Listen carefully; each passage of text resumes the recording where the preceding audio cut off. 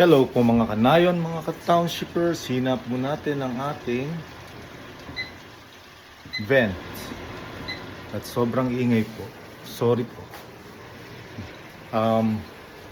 Eto nga po, nagluluto po tayo. Kasi po Holy Week Taglish na lang po tayo.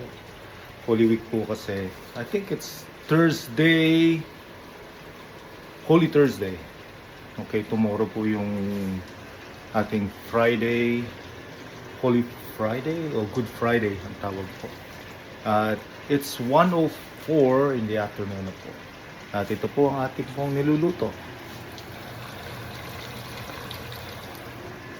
Hasa-hasa fish. Kasi po sa Catholic po bawal po ang karne. Okay po. I think lalo na po tomorrow bawal ang karne. Kaya po ito ang ating piniprepare ngayon. Hasa-hasa fish po yan. Isdang hasa-hasa. Mga 8 po yan.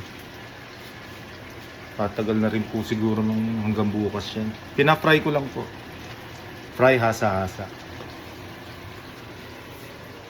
Nandun na naman po tayo sa ating microwave na may glass. Ito po ulit. Check po natin kung nagagalaw na siya. Nagagalaw naman po. Pwede na po natin i-turn maya-maya po yan ng konti. One side po muna ang ating pina-fry. Okay po? Maraming salamat po sa panonood. Thank you very much. Peace!